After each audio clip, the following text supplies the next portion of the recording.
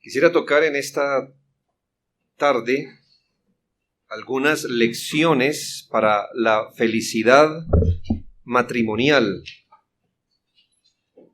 Nos ha servido de contexto entender que Dios hizo la familia, entre otras cosas, creó el matrimonio como una muestra de su bondad. Y además para que, como afirmábamos ayer, ningún cónyuge en realidad resultara perdiendo, sino ambos ganaran. Se supone que en términos regulares, sobre todo en un matrimonio donde dos personas que conocen al Señor, que han confesado a Cristo como Salvador, donde el Espíritu Santo está trabajando, se puede tener la expectativa de un matrimonio feliz.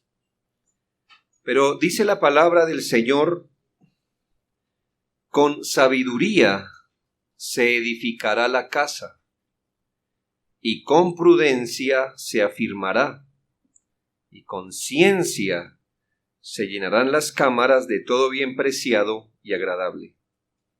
3 asuntos para construir un matrimonio agradable, feliz: sabiduría, prudencia y ciencia.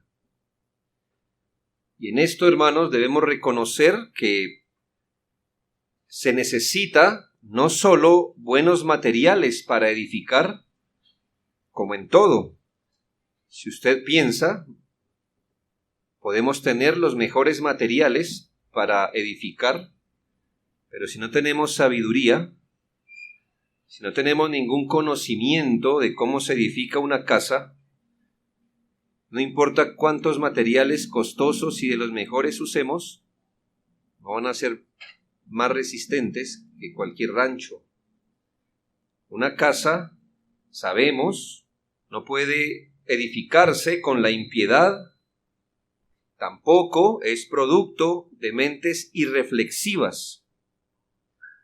Los hogares se edifican con sabiduría y sabemos que el principio de la sabiduría es el temor de Dios. Es una manera de decir que las familias se edifican primeramente sobre el temor de Dios, luego prudencia, es decir, buen juicio, discreción y por último ciencia o conocimiento. Lo que aquí se nos recomienda, dice un autor, es la sabiduría, la inteligencia, el conocimiento, es decir, tanto la piedad hacia Dios, que es la verdadera sabiduría, como la prudencia en el manejo de nuestros asuntos exteriores. Debemos regirnos, dice este autor, en todo por las reglas de la religión primero, y luego de la discreción.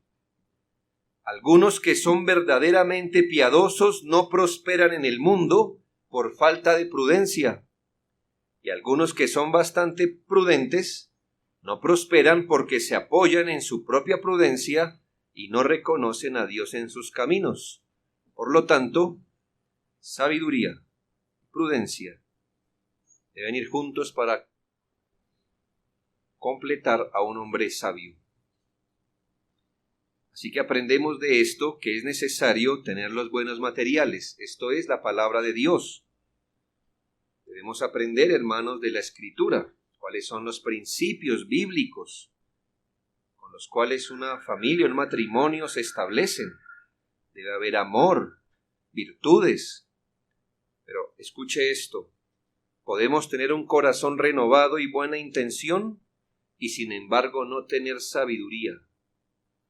Que la sabiduría implica la capacidad dada por Dios de aplicar con buen juicio los principios bíblicos.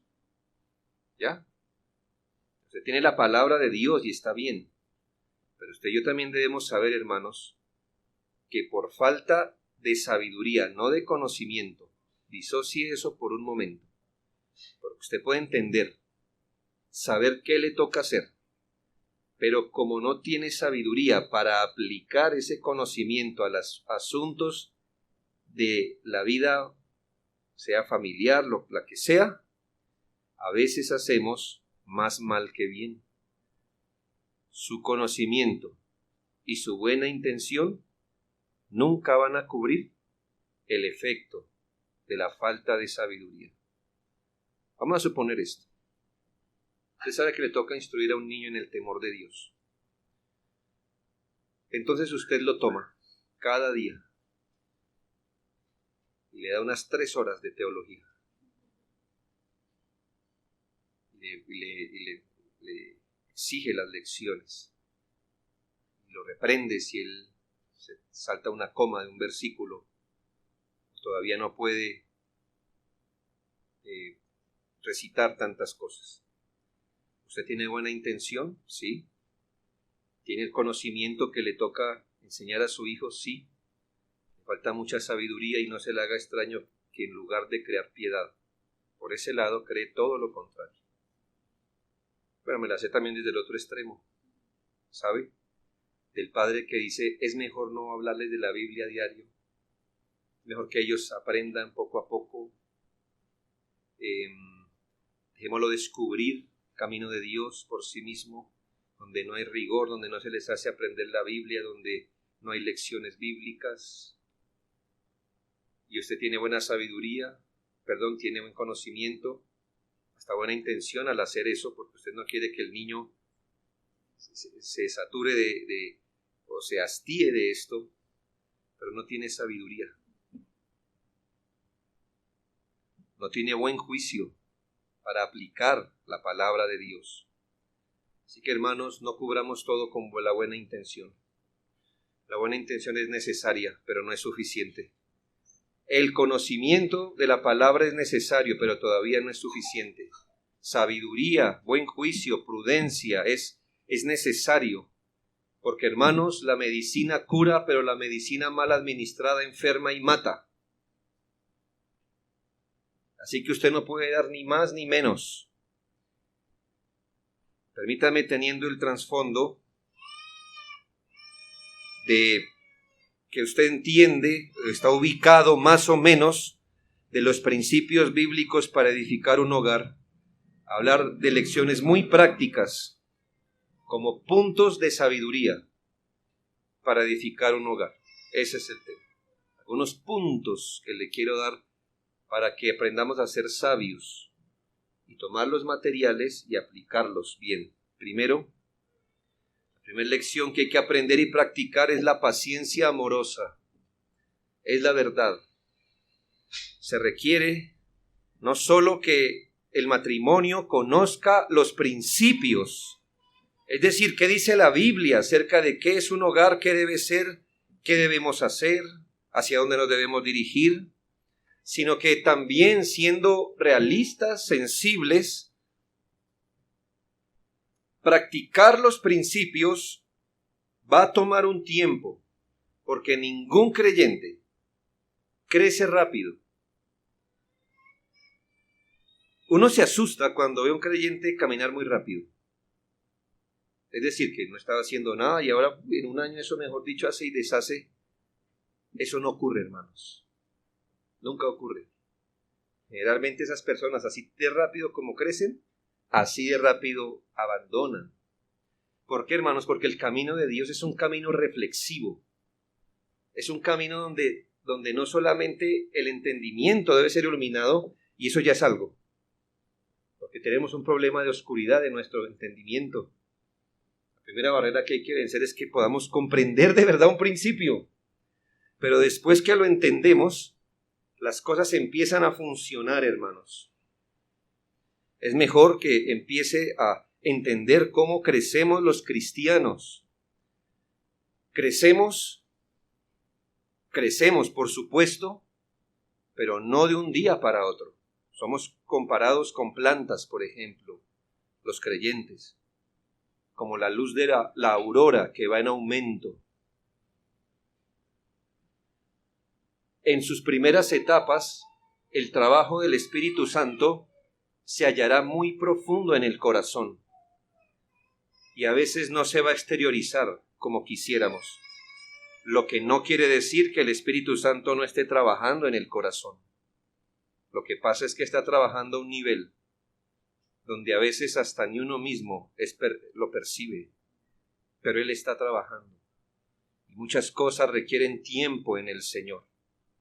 Si usted inicia un matrimonio con todas las expectativas, si usted, por ejemplo, dice, bueno, yo me voy a casar, quiero tener un matrimonio tan estable como el del pastor Castañeda. Perfecto, es un buen propósito. Usted está viendo un edificio de 40 y tantos años de construcción.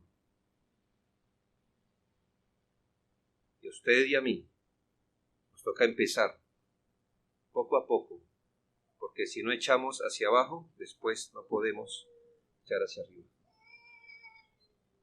Habrá muchas cosas, hermanos, donde nos toca aplicar la paciencia.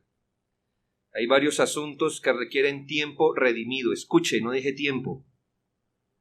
Yo no dije tiempo redimido. El tiempo solo nunca crea piedad en el corazón. Usted dice, dejémoslo, démosle tiempo. No, el tiempo no es un medio de gracia, hermanos.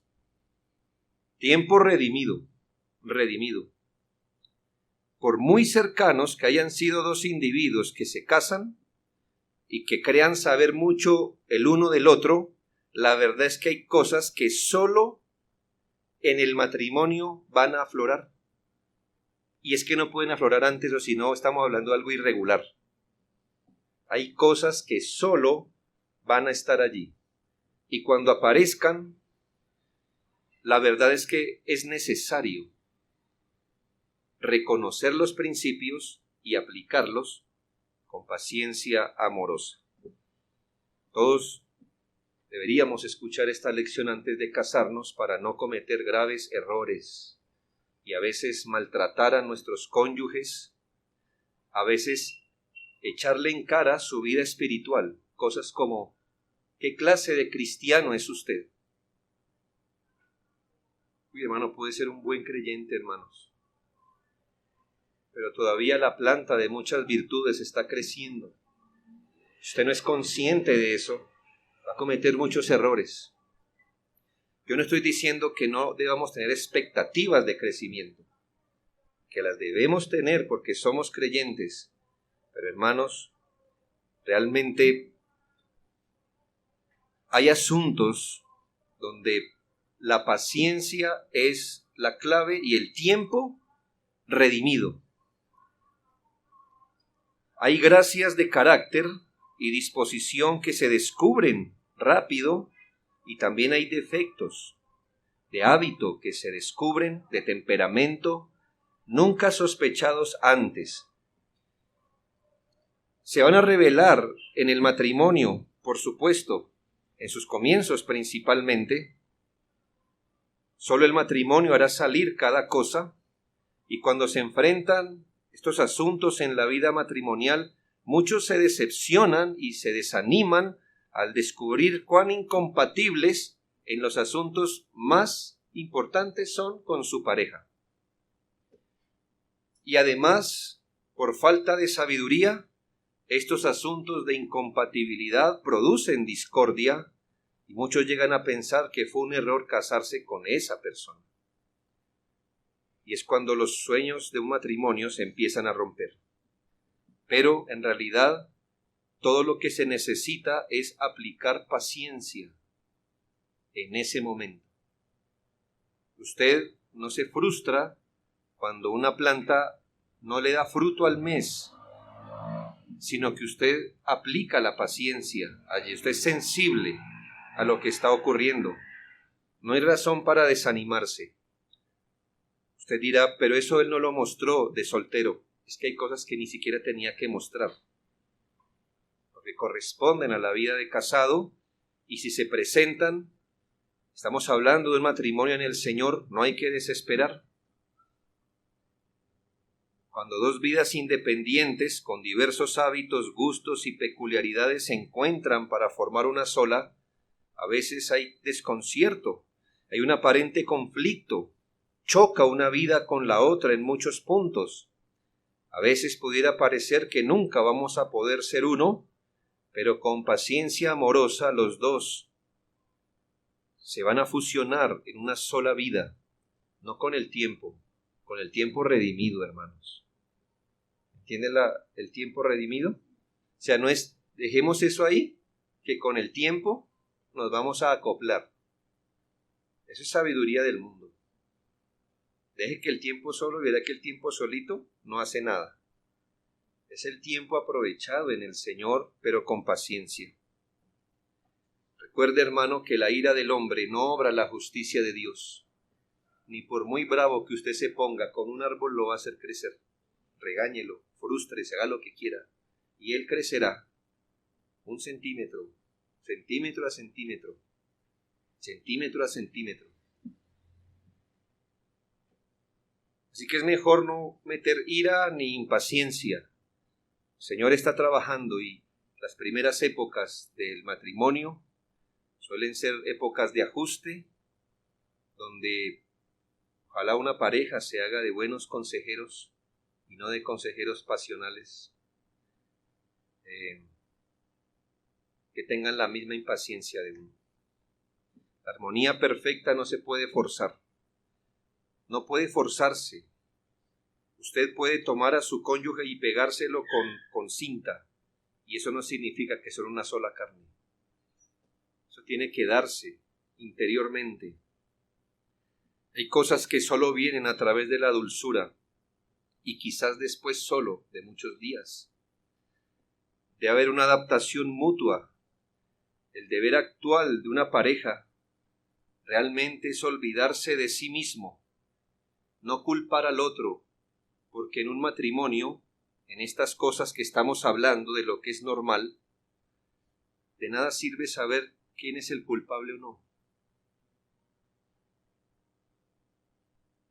Si el barco se está hundiendo,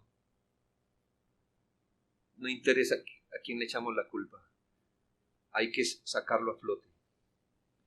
La impaciencia, hermanos, arruina muchos matrimonios.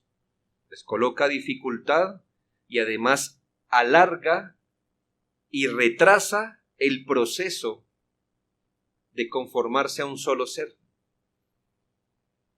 Le voy a colocar el ejemplo de la imprudencia o la impaciencia en las palabras. Dígame, hermano, si por una mala palabra no se retrasa por semanas y hasta por meses el que podamos avanzar a ser un solo ser. ¿Por qué? Porque una palabra mala aleja, una palabra impaciente aleja. Y hasta que el corazón vuelve a funcionar y se vuelve a arrimar al otro, habrá pasado meses, y por eso usted encuentra parejas de 20, 30 años que no son uno todavía. La impaciencia no es amiga de un matrimonio nunca, mucho menos en sus primeras etapas. Aquí, hermanos, es donde pienso que los creyentes fracasamos, porque estamos pensando en debo ser comprensivo y tolerante, sí, con el jefe, con el amigo, con el vecino que me deja la basura allí, que el perrito le hace esto, y estamos guardando la tolerancia, la paciencia, la misericordia con otros, menos con quien debemos en primera instancia. No se vaya con esos textos fuera de la casa, aplíquelos, porque el que no aprende a ser piadoso primero con su propia casa, que no provee para su propia casa y no piense que solo es lo económico, el contexto es lo económico, pero el que no provee paciencia, comprensión, tolerancia, felicidad, retrasa esto. Las mismas diferencias entre las dos vidas pueden llegar a convertirse en puntos de unión más que de lejanía. Por un momento será doloroso, pero tenga paciencia. Un hogar feliz se puede conseguir cuando el Señor obra con su paciencia en nosotros. Así es que nos trata, ¿verdad? Piense por un momento, si el Señor nos diera cada coscorrón cósmico cuando fallamos, cuando no fallamos, ¿cómo teníamos la cabeza lo suficientemente hinchada que ninguno hubiera cabido por esa puerta? ¿Cuánta paciencia tiene el Señor? No es paciencia de complacencia, no es le tengo paciencia y haga lo que quiera. No, es paciencia, son palabras, son exhortaciones, son instrucciones, pero es paciencia al fin y al cabo, porque no se hacen sentir las consecuencias. Segundo, el otro punto, la otra lección para la felicidad de la vida matrimonial es la cortesía. Muy importante, hermanos, la cortesía. ¿Quién no ha pecado con su propia lengua? Entonces, este es hombre perfecto. ¿Alguno entre nosotros? No. Todos nosotros hemos pecado con nuestra lengua. No estamos a la altura todavía, pero el hecho que sea común no significa que sea un patrimonio de los hogares, no. ¿Por qué será, hermanos, que la ley de la naturaleza, esto es lo feo, que es tan natural, que no es cristiano, que después de que la emoción de la boda ha pasado, tantos esposos y esposas abandonan las pequeñas y encantadoras atenciones y refinamientos de la manera de comportarse el uno con el otro? ¿Qué será que tan invariablemente esos deliciosos tratos que caracterizaban su relación al comienzo del matrimonio ahora no existen? Hermanos, somos matrimonios cristianos, no somos los Simpson. Por favor. Tenemos una cultura muy folclórica, tan folclórica, que ya es completamente irrespetuosa, vil, baja. El colombiano en su cultura es una persona desagradable. Es burlón. Mete el dedo en la llaga. Es imprudente. Solo piense por un momento, como hombre, más si usted es feo, que usted conquistó o despertó el amor de una persona por la vía verbal. ¿Sí o no? Piense, hermana, si usted es de ojos delicados, que si despertó el afecto de un hombre, es quizá por las palabras con las que le trató, no por lo que le mostró, sino por lo que cómo se planteó delante de, sino no por el físico, sino cómo le trató, cómo se acercó a él, el tono. Y a veces me parece, hermanos, un fraude, una trampa, que después de que lo casó, de que atrapó la presa, ahora sí se dejó ver cómo era usted. Eso es una trampa, hermanos. Porque la falta de cortesía ni como solteros, hermanos, y yo sí animo. Aquí hay cosas que decimos bromeando en serio. Y a menos que usted tenga mucha confianza, nunca lo haga. Por las palabras y por las faltas de cortesía se alejan. Ahora, cuando estamos seguros de que esta persona es nuestra, que no nos va a abandonar, ya no es necesario entonces expresarlo ni en palabras ni en actos corteses.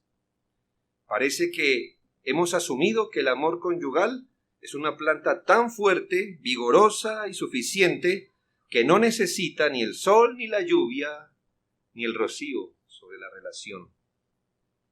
No, hermanos. ¿Por qué seremos más corteses en el mundo exterior? Hasta con los jefes que nos gritan, hasta con el enemigo que nos desafía, que con la persona que más amamos y a la que le deberíamos dar todas las mieles de nuestra cortesía. Entonces, cuando vamos al señor de la tienda, aún le decimos señor, señora, mucho gusto, muchas gracias, tan amable, qué pena. Pero la persona que más cercana está a nuestro corazón, que necesita estas cosas, las necesita, las requiere. Ya se ha ido la cortesía. Mire, hermanos, no hay que huir de eso. Porque usted puede aún tener la razón en un punto bíblico. Usted puede tener la razón en un asunto en particular, pero si no tiene la sabiduría de la cortesía, va a perder el punto. Es decir, gana el argumento, pero pierde la persona. ¿Y usted qué quiere? Es ganar la persona con el argumento.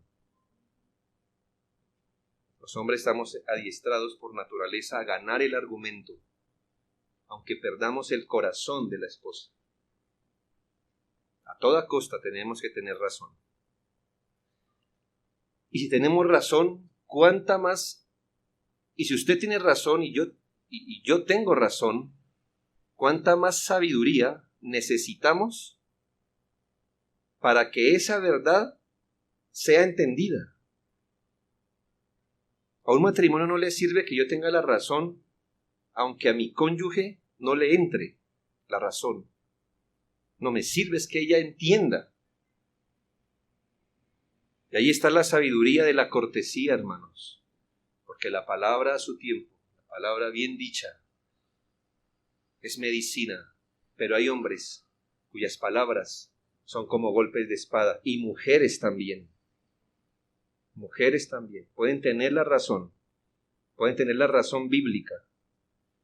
A usted la puede respaldar Dios en cuanto a la verdad, pero no en cuanto al método. Y usted pierde el corazón de la persona aunque gane el argumento.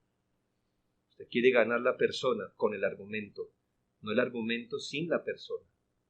Y en esto la cortesía hace maravillas en el hogar, hace maravillas con todos, hermanos.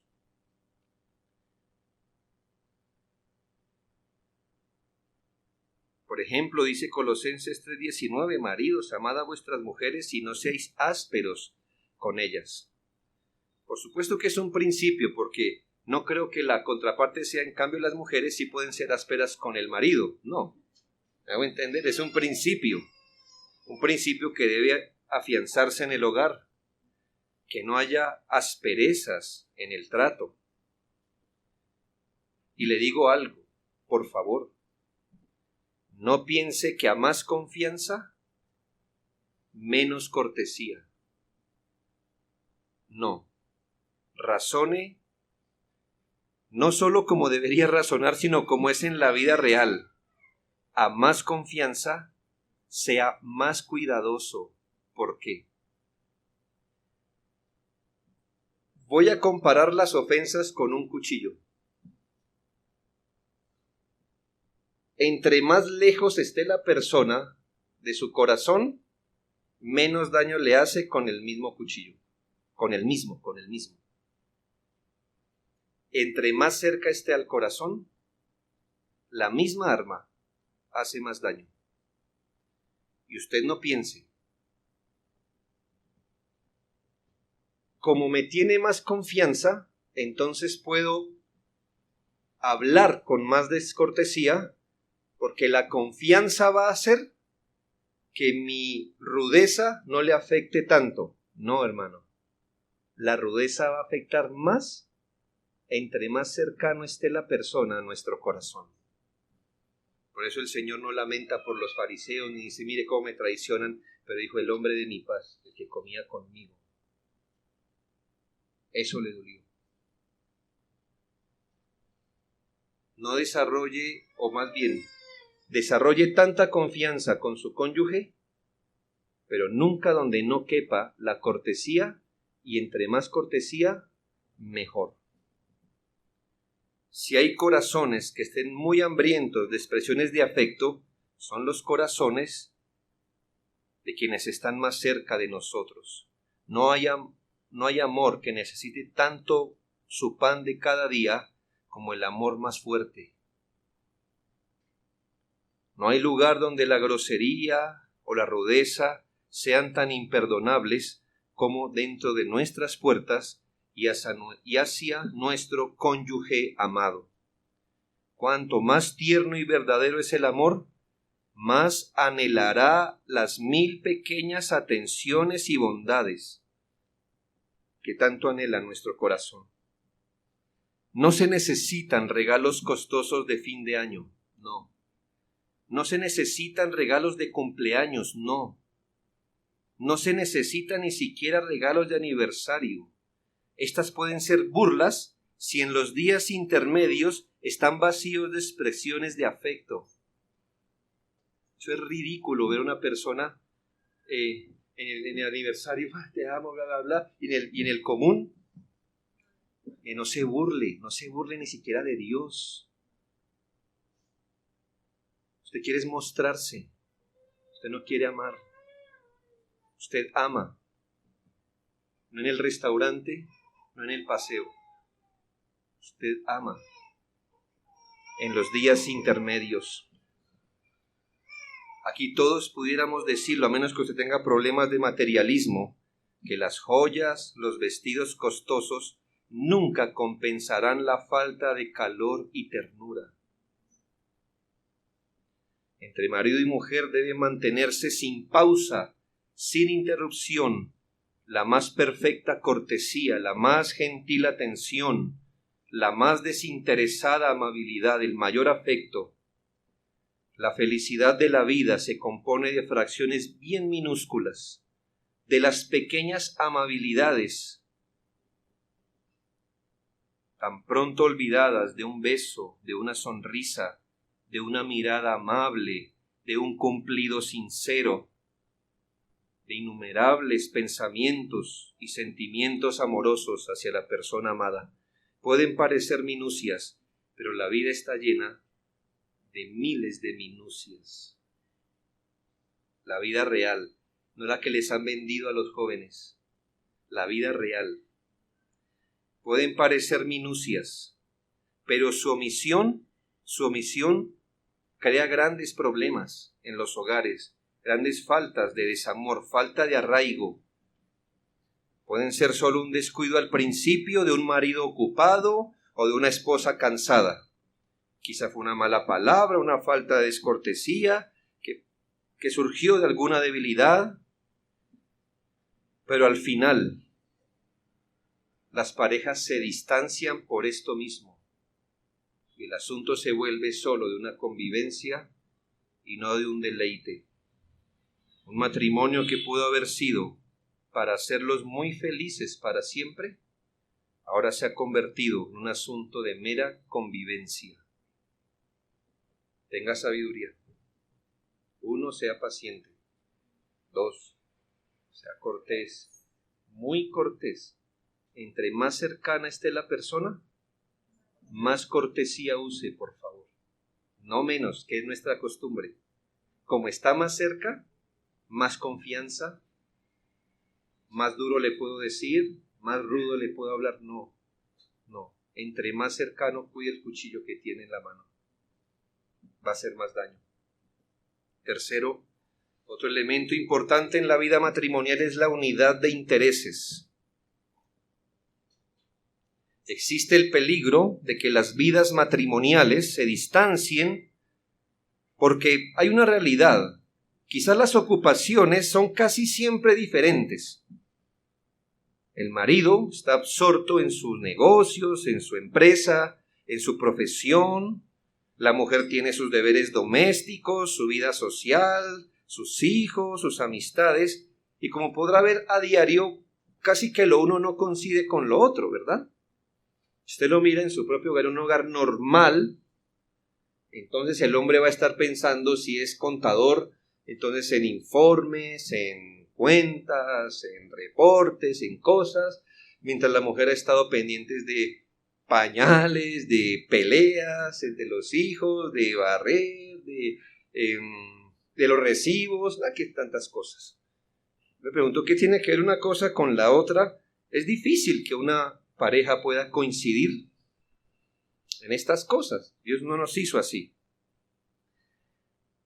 A menos que se tenga cuidado, esta separación de deberes y compromisos puede llevar a una separación real en el corazón y en la vida. Para evitarlo, y aquí va el principio de sabiduría, debe mantenerse un interés constante y amoroso por lo que hace el otro. A menos a nivel general, hermanos. Usted, esposa, interésese en lo que hace el esposo Interésese constante y amorosamente. Y el marido, interésese constante y amorosamente por el otro. El amor no busca lo suyo. Y eso significa que aunque la esposa sepa poco de mecánica, quizá el esposo le diga, no, mire, que es que el mofle, no sé qué, la cuchuflera,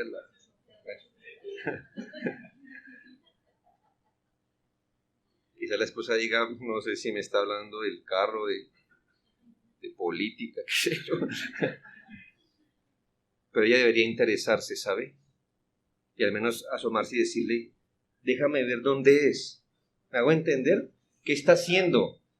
Ella no quiere entender mecánica, ella quiere tener el corazón de su marido, que es más importante que la mecánica. Así que ella se asoma y dice, pero muéstrame dónde es. Pues, ¿y tú qué has pensado? No sé, está bien, o mira que el jefe me regañó por el informe, lo que sea, hoy estuve en esto, mira que hoy un pedido, que bla, bla, qué tantas cosas. Hermanos, no estamos haciendo una pantomima, es que los asuntos de nuestro cónyuge nos interesan, no al nivel de él, porque para eso es él allá, pero nos interesa. El marido tiene que, no sea odioso, no se encierre. Unos maridos piensan que llego a la casa y voy a hacer mi devocional, es más piadoso. Sí, haga devocional, sí, perfecto.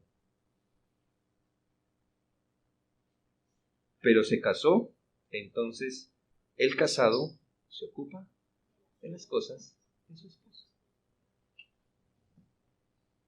Y entonces el marido tendrá que escuchar que Juanito y Nanita se pelearon y que se le quemó el arroz, que el plátano está caro, que el vecino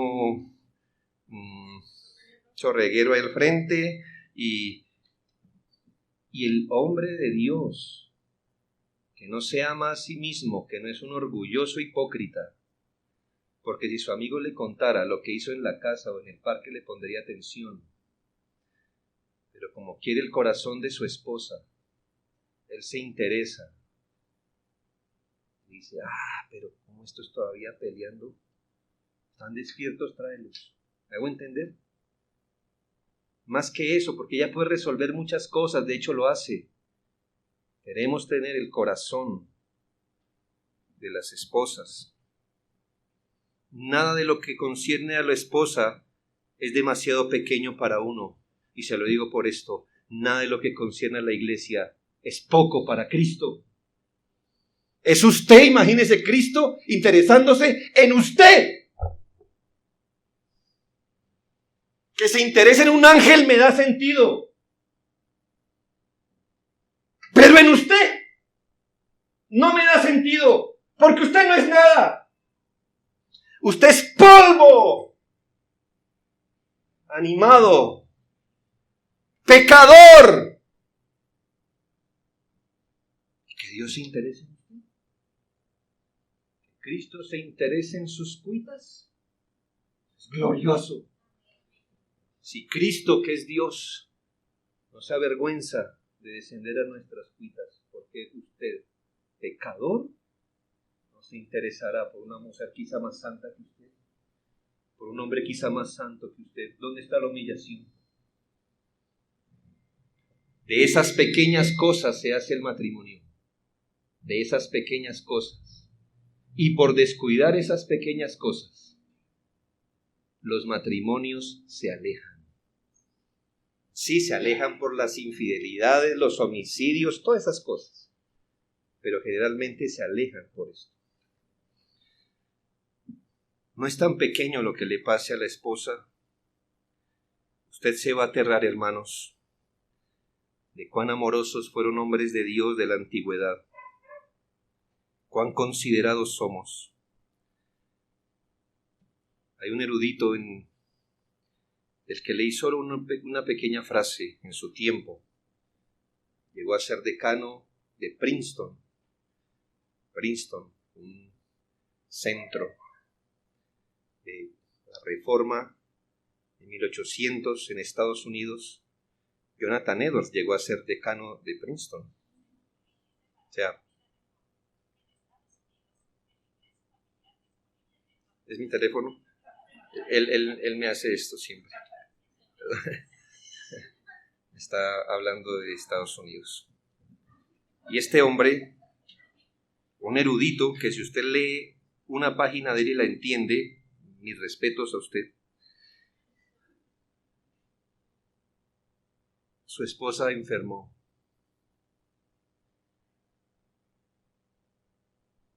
Y renunció a la decanatura de Princeton para cuidarle. La biografía dice que él la cargaba en sus brazos cuando ella ya no pudo hacer más. ¿Usted piensa que es especial? No, hermanos, es cristiano nomás. Que usted no lo haga,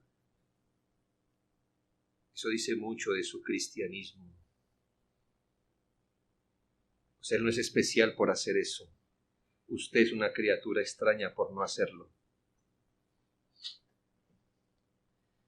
De la misma manera, toda esposa sabia y de corazón sincero deseará cargarse con su marido también, con sus luchas, con cada ambición, con cada plan.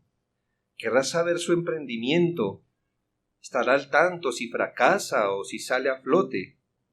Simpatía, hermanos. Ningún matrimonio es completo si las vidas de la pareja no se entrelazan, a pesar de que estén ocupados en asuntos tan dispares. Que usted pueda gozarse con el que se goza, con el marido, la esposa, o llorar con el que llora. Que las mismas cargas descansen sobre los hombros de ambos, y así se vive una sola vida y no dos, porque para eso se casó. No deben tener compañeros ni amigos que no se puedan tener en común, porque esto afecta los intereses, porque ya no son dos. Y si alguien le llega con esta fabulosa propuesta, yo quiero ser su amigo, pero no de su esposa.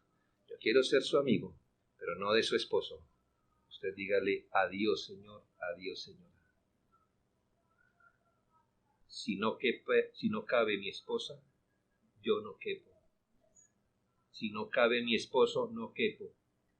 Qué traición al matrimonio.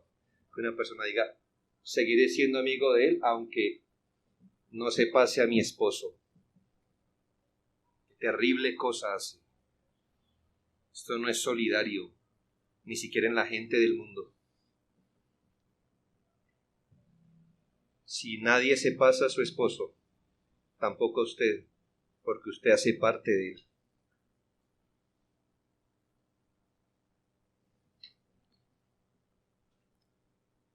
Cuarto, el crecimiento mutuo. Lecciones. Hermanos, le estoy enseñando cómo, con el conocimiento que tiene, con la buena intención, aplicar los principios. Paciencia, ¿verdad? Dijimos en primer lugar, cortesía, unidad de intereses, hermanos.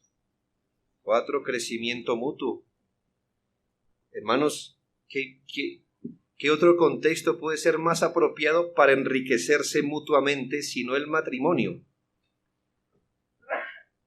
Debemos leer, estudiar juntos.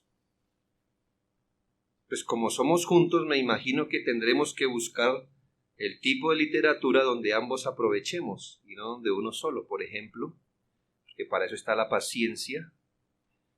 Debemos progresar en tener la misma línea de pensamiento, como explicó el pastor hace un momento.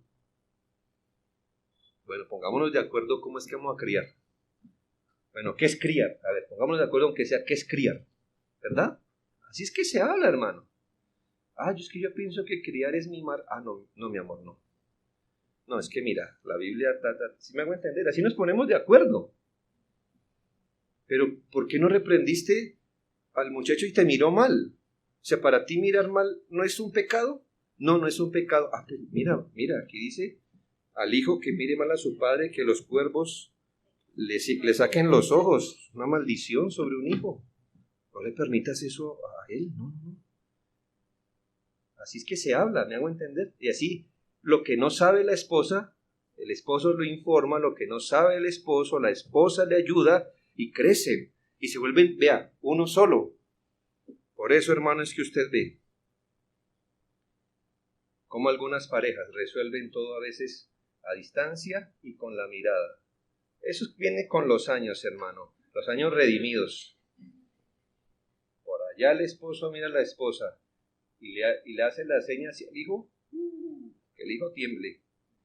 Porque en esa mirada se dijeron, quiero que sepas que este se está portando mal, yo no puedo atenderlo, pero tú que estás más cerca, atiéndelo tú, bla, bla, bla, bla, bla. Todo eso se dice, en una mirada. ¿Sí o no? Ah, bueno. Ah, pero eso no surgió ahí. Eso surge, hermanos, de estar coordinados. Hay crecimiento, hermanos. ¿Qué otra manera, hermanos, de crecer mutuamente que adorar juntos? Venir con la esposa o el esposo a adorar no es cualquier cosa. Cristo nos sienta, no solo como pareja, sino como sus hijos. Orar, venir al culto de oración, orar con y por la esposa. En casa, conversar de los temas necesarios de la vida. Todo eso, hermanos, hace crecer a la persona. En un matrimonio en el Señor se hablarán de pruebas, de tentaciones, de debilidades.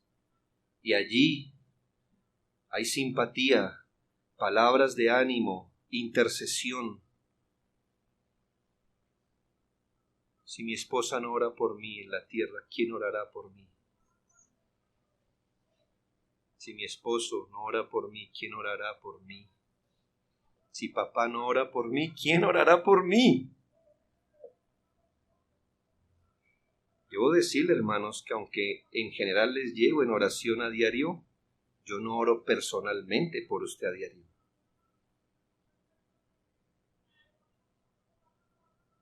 Yo oro con cierta frecuencia por usted personalmente, pero generalmente mi oración es general por la iglesia. Pero su cónyuge, creyente, él va a orar por usted. Usted crecerá. Cuando hay disparidad de crecimiento, no hace ver menos al que se rezaga. La verdad hace ver menos al que tiene más conocimiento. ¿Me hago entender? Si una pareja, alguno de los dos tiene más crecimiento, más capacidad, conocimiento, este no se ve tan mal como este. Porque si tiene tanto conocimiento, ¿por qué no ha subido a la otra persona? Es parecido encontrar a un hombre elegantemente vestido de la mano con su esposa vestida de harapos. Usted dirá, ¿quién queda más mal? No, pues la que viene vestida de harapos queda bien mal, pero el otro queda peor, hermano. Porque usted dirá, ¿por qué él sí y esta no? ¿Ve cómo queda más mal el otro? Compartan el crecimiento, crezcan juntos en el Señor. Quinto, ya me agarró el tiempo, hermanos. Esto va a tener que ser para otra conferencia. El desarrollo de la verdadera intimidad.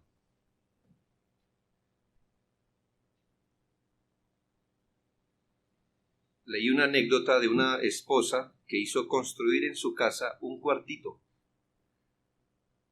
donde solo entraba ahí con su esposo para conversar. Eso me parece tan tierno, pero en nuestras casas no cabe un cuartito, ¿verdad? ¿Dónde meto ese cuarto?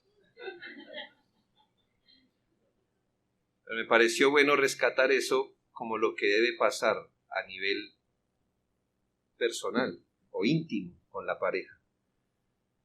Así sea pequeño, debe haber un cuartito que se llama intimidad, donde jamás debe admitirse a un tercero. En el hogar sus habitantes se apartan de toda la vida para formar un hogar. Y hay cosas que pasan en el hogar Y eso es tan de sentido común que el mundo dice que los trapos sucios se lavan en casa. Y entonces, ¿dónde se lavan los trapos de la pareja? En su cuartito más íntimo. Es decir, si un hogar ya tiene privacidad de por sí, ¿cuánto más un matrimonio debería tenerlo? En un hogar regular debe haber un lugar sagrado interno abierto solo para el esposo o solo para la esposa. Ningún otro ojo se debe asomar, ninguna otra voz se debe oír. Ningún extraño debe entrometerse en esta vida sagrada. Ningún amigo confidencial debe escuchar las confidencias de este santuario interior. Ninguna ventana está abierta para él. Ningún informe debe ser llevado a cabo de lo que sucede dentro. La vida conyugal, allí solo debe entrar Dios. Permitir que terceros entren en los asuntos íntimos de cada familia destruye todo ánimo de intimidad. ¿Qué va a pasar? Pues que si usted abre la puerta, ya hay una mujer que no le va a dar todo a usted. Va a decir, cuando tiene necesidad, abre la puerta y me deja expuesta. Y el hombre le pasa aún peor, creo. A un hombre jamás le expugne su intimidad. Entre hombre y mujer, la mujer lo puede resistir más. El hombre a veces solo tiene una oportunidad. Una. Por como Dios nos hizo. ¿Me hago entender? Para un hombre la intimidad es como el corazón. Como que Dios nos da esto, como que Dios nos pone sobre algo y uno requiere sentirse seguro en algo, aunque sea ahí. Y si usted expugna su intimidad, a veces es solo una vez y no más. No vuelve a tener el corazón de un hombre. Difícilmente. En sus diferentes círculos donde usted le permita acercarse a la gente a su vida matrimonial, debe haber una distancia prudencial entre el último círculo y la vida de intimidad. Ni padres, ni hijos, ni nadie debería entrar en ese centro donde asuntos especiales, confidenciales, singulares e intocables tienen cabida. Matrimonios retrasan su edificación, dañan su esperanza, enturbian su convivencia por mantener muy cerca a terceros en su matrimonio.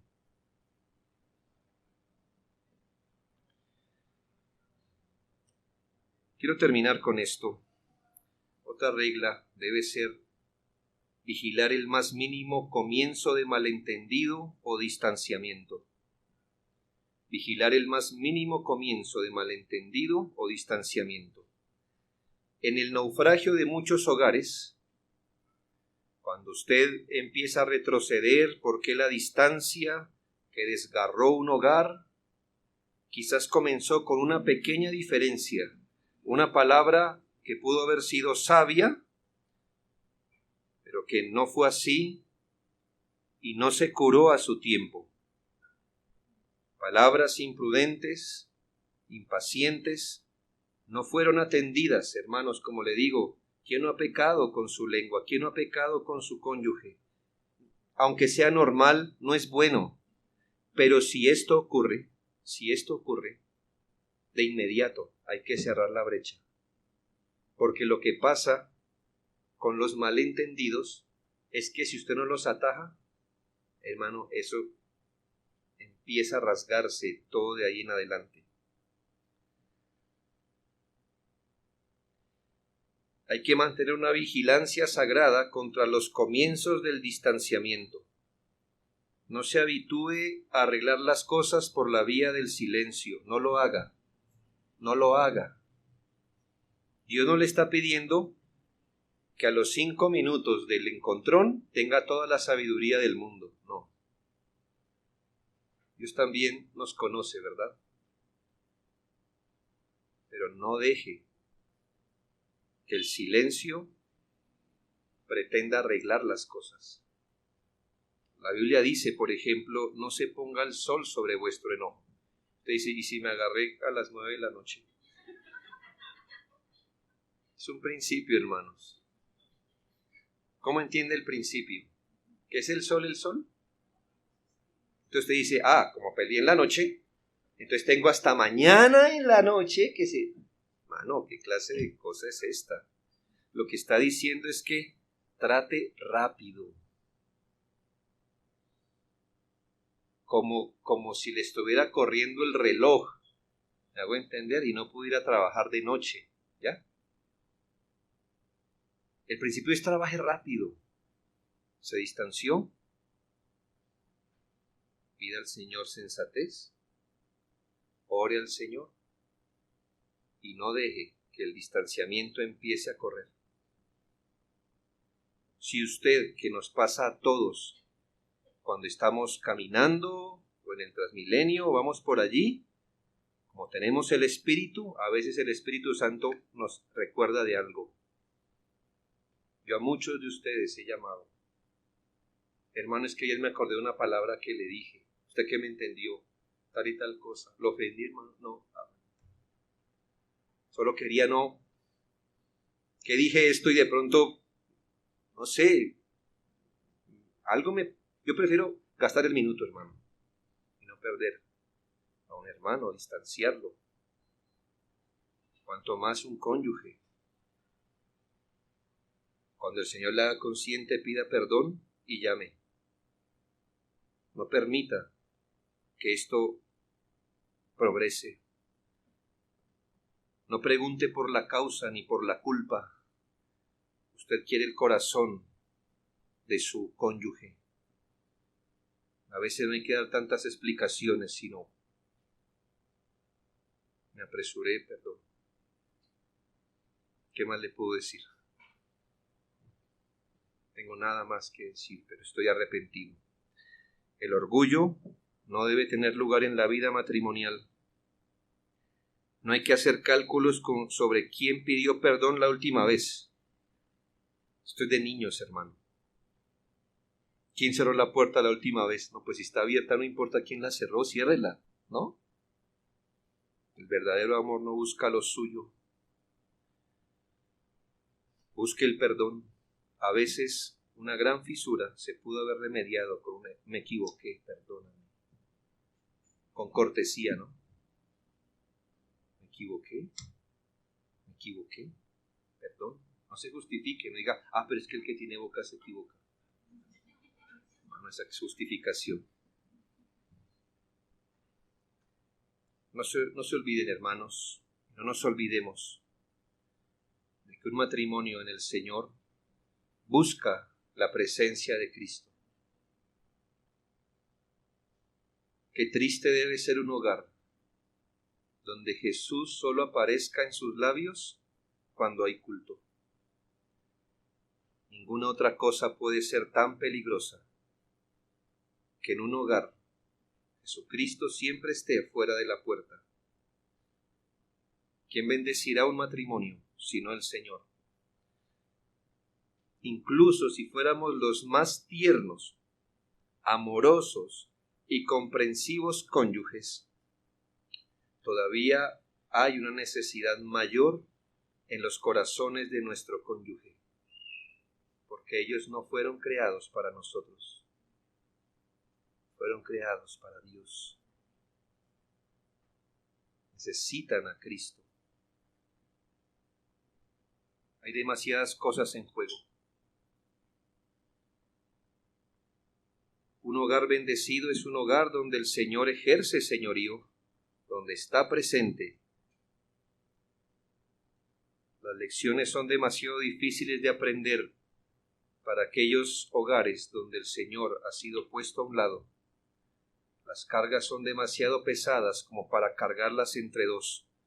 De todas formas, se necesita a Jesucristo, por supuesto. ¿Cuántos peligros tienen los hogares hoy? Todavía necesitamos a Jesucristo. Yo espero algo con todo mi corazón. Que usted esté allí cuando nos reunamos alrededor del trono. pero que mi cónyuge esté ahí,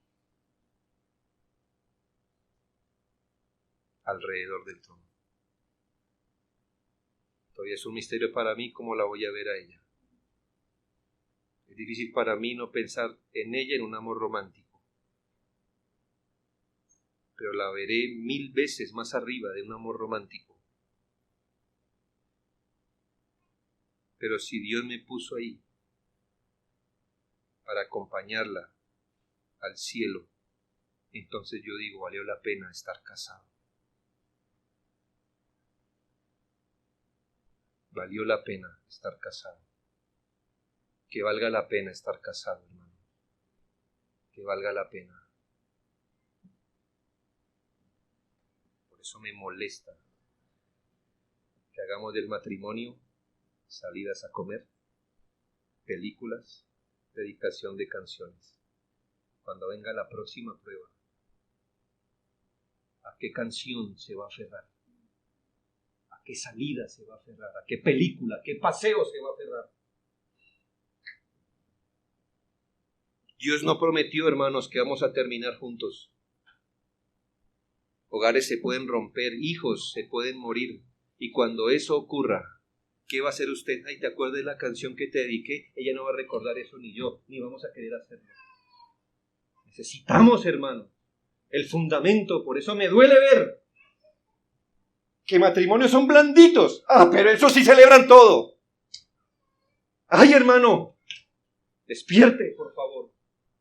Construya un matrimonio fuerte. Dios nos atará a cada matrimonio distinto.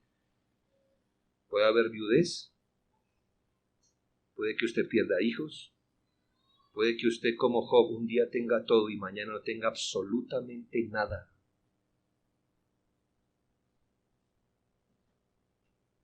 Es mejor que construya con sabiduría, prudencia y conocimiento en Cristo.